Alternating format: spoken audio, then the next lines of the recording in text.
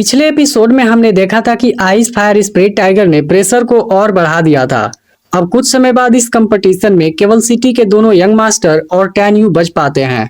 सभी को लगता है कि टैन यू भी सरवाइव नहीं कर पाएगा और सिटी के दोनों यंग मास्टर में से कोई इसे क्वालिफाई करेगा। लेकिन तभी टैन यू अपनी स्पिरिचुअल पावर से आइस फायर का सामना करने लगता है, जिसे देख सब काफी हैरान होते हैं।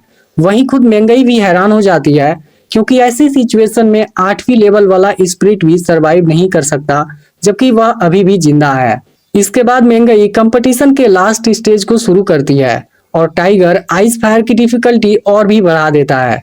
अब सिटी के दोनों यंग मास्टर की हालत खराब होने लगती है, लेकिन ऐसी सिचुएशन में भी टैन यू नीचे नहीं झुकता। वह अपनी पूरी ताकत लगा देता है, जिससे खुद टाइगर एक कदम पीछे हट जाता है। वहीं अब सिटी के दोनों यंग मास्टर के फादर को उनकी चिंता होने लगती है। कोई भी नहीं समझ पा रहा था कि टैन यू किस वजह से अभी तक जिंदा है। अब सिटी के दोनों यंग मास्टर वहां से निकलने की कोशिश करते हैं, लेकिन टाइगर ऐसा नहीं होने देता। इसके बाद टैन यू होंगमेंग फायर वाली पावर यूज करता है और आइस फायर में सरवाइव करने लगता है। अब कुछ समय बाद यह सिलेक्शन प्रोसेस खत्म हो जाता है, जिसमें सिटी के दोनों यंग मास्टर और टैन यू सरवाइव कर जाते हैं। लेकिन यह चीज बहुत ही इंटरेस्टिंग होती है, क्योंकि हुआंगफू सेक्ट इनमें से केवल एक को ही अपना मेंबर बनाने वाला है। इसलिए अब इनका आपस में कंपटीशन होगा, ताकि पता चल सके कि कौन सबसे स्ट्रॉन्ग है। फिर मेंगई तीनों को बताती है कि अब उनका आपस में कंपटीशन होने वाला है और यह चीज एक लॉटरी के द्वारा डिसाइड होगा।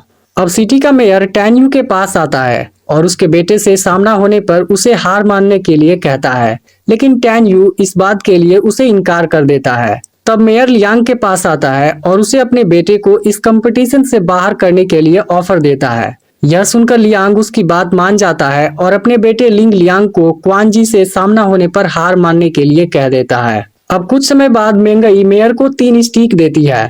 फिर मेंगई बताता है कि इन स्टिक पर 1, 2 और 3 मार्क लगे हुए हैं। जिसके पास भी 1 और 2 मार्क आएगा, सबसे पहले उन्हें एक दूसरे का सामना करना होगा। अब तीनों उसमें से एक एक स्टिक निकालते हैं, जिसमें से क्वान जी और लिंग लियांग के पास 1 और 2 मार्क वाला स्टिक आता है, जबकि टैन यू के पास 3 मार्क वाला स्टिक होता है। अब रूल के अनुसार लिंग लियांग और क्वान जी की आपस में फाइट होने वाली होती है, लेकिन लिंग लियांग पहले ही हार मान जाता है, क्योंकि उसके फादर ने मेयर के साथ डील कर लिया था। अब यहाँ केवल टैन यू और क्वान जी बच जाते हैं, जिसके बाद मेंगई इनका आपस में कंपटीशन कराती है। अब क्वान जी अपनी तलवार निकाल लेता है, लेकिन इस समय टैन यू की स्पिरिचुअल पावर कम हो गई होती है, इसलिए वह कोई वेपन नहीं निकालता। अब क्वान जी टैन यू पर अटैक करने लगता है और साथ ही उसका मजाक भी उड़ाने लगता है।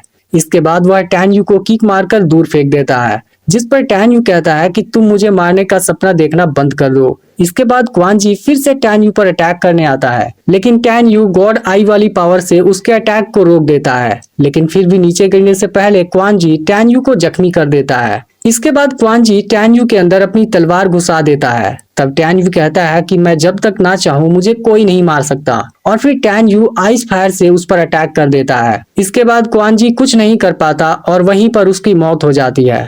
अब मेयर अपने बेटे की मौत से बहुत गुस्सा होता है और इसका बदला लेने के लिए डिसाइड करता है। इसके बाद मेंगई टैन यू के पास आती है और सभी के सामने उसे हुआंगफू सेक्ट का मेंबर अनाउंस कर देती है। फिर वह मेयर से कहती है कि सिलेक्शन रूल के अनुसार इसमें कोई भी किसी के मौत का जिम्मेदार नहीं होता, इसलिए तुम्हें बदला लेने का विचार छोड़ देना चाहिए। अब टैन यू बुरी तरह जख्मी होता है, इसलिए मेंगई उसे उसके घर ले जाने वाली होती है, लेकिन टैन यू कहता है कि मैं ठीक हूँ और हुआंगफू सेक्ट जाने के लिए रेडी हूँ। यह सुनकर मेंगई लिंग हू को बुलाती है और टैन यू के साथ यहाँ से निकल जाती है। अब मेयर अपने बेटे के मौत का बदला लेना चाहता है, इसलिए वह अपने आदमी को हुआंगफू सेक्ट में इसकी न्यूज भेजने के लिए कहता है, जहाँ पर क्वान जी का कजिन पहले से ही ट्रेनिंग कर रहा है। वहीं अब मेंगई टैन यू को लेकर सेक्ट की ओर जा रही होती है और इस समय दोनों टियान फा माउंटेन के ऊपर होते हैं। इस दौरान टैन यू अपने पूरे जख्म को हील कर लेता है और इस बात से मेंगई फिर से हैरान होती है। इसके बाद वह टैन यू को सेक्ट का मैनुअल देती है, ताकि उसे वहां के बारे में कुछ जानकारी हो जाए। तब टैन यू को पता चलता है कि हुआंगफू सेक्ट टियान फा माउंटेन के बीच में बना है,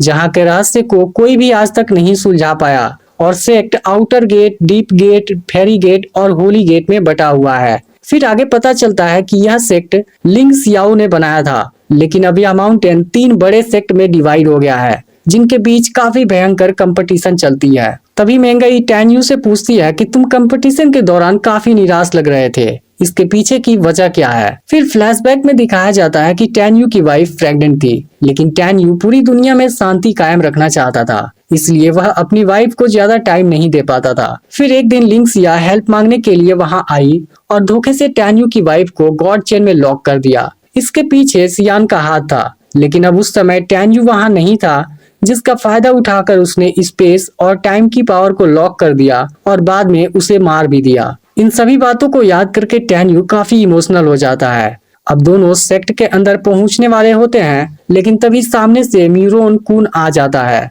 जो सेक्ट का ही एक मेंबर है। वह मेंगई को पाना चाहता है, जबकि मेंगई उससे बिल्कुल भी पसंद नहीं करती। इसके बाद वह मेंगई के साथ बदतमीजी करने लगता है, जिस पर मेंगई गुस्सा होने लगती है, लेकिन तभी म्यूरोन कुन उस पर एक पॉइजन से अटैक कर देता है। यह देख टैन्यू म्यूरोन कुन को रोकना चाहता है, लेकिन म्यूरोन कुन इससे ज्यादा पावरफुल है। फिर मेंगई म्यूरोन कुन से टैन्यू को जाने देने के लिए कहती है, जिस पर म्यूरोन कुन कहता है कि पहले तुम खुद की चिंता करो, क्योंकि अगर मैंने 1 घंटे के अंदर इसका मेडिसिन नहीं दिया तब तुम नहीं बच सकती। इसके बाद म्यूरोन कुन हंसने लगता है और उसके साथ जबरदस्ती करने की बात करने लगता है। तब यह देख टैन्यू तुरंत म्यूरोन कुन से अपनी जान छोड़ देने के लिए रिक्वेस्ट करने लगता है। वह कहता है कि तुम मेंगई के साथ जो मर्जी वो करो, लेकिन मुझे यहाँ से जाने दो। मेरे पास ऐसी प्लेजर पिल्स है जो तुम्हारी मेडिसिन से काफी पावरफुल है। यह सुनकर म्यूरोन कुन तुरंत उसकी बात मान जाता है। यह देख मेंगई काफी दुखी हो जाती है, क्योंकि उसे लगा था कि टैन्यू एक अच्छा इंसान है, लेकिन असल में वह भी बिल्कुल म्यूरोन कुन के जैसा है। तभी अचानक से टैन्यू म्यूरोन कुन को जख्मी कर देता है और मेंगई को अपने साथ लेकर वहां से कूद जाता है, लेकिन इस बीच म्यूरोन कुन ने भी उसे जख्मी कर दिया होता है। यह देख मेंगई को रियलाइज हो जाता है कि उसने टैन्यू को गलत समझा था, जबकि टैन्यू ने उसकी जान बचाने के लिए खुद को खतरे में डाल दिया है। अब टैन्यू की कंडीशन खराब होने लगती है, फिर भी वह मेंगई से कहता है कि हमें कुछ नहीं होगा। वह मेंगई को समझाता है कि मैं तुम्हें नीचे तालाब में फेंकने वाला हूँ और वहां से तुम बाहर मत आना, नहीं तो म्यूरोन कुन तुम्हें खोज लेगा। इसके बाद टैन्यू खुद को नीचे कर लेता है। यह देख मेंगई पूछती है कि तुम मुझे क्यों बचाना चाहते हो, इसमें तुम्हारी जान चली जाएगी। तब टैन्यू कहता है कि मुझे कुछ नहीं होगा। इसके बाद टैन्यू मेंगई को तालाब में फेंक देता है और खुद वहां जमीन पर जा गिरता है। तभी म्यूरोन कुन भी यहाँ आ जाता है और टैन्यू की बॉडी को जमीन पर पड़ा हुआ देखता है, लेकिन वह मेंगई की बॉडी को नहीं खोज पाता और उसे लगता है कि मेंगई मर चुकी है, जिसकी बॉडी कोई जानवर खा गया होगा। इसके बाद म्यूरोन कुन उसकी बॉडी पर एक बड़ा सा पत्थर गिरा देता है और वहां से चला जाता है।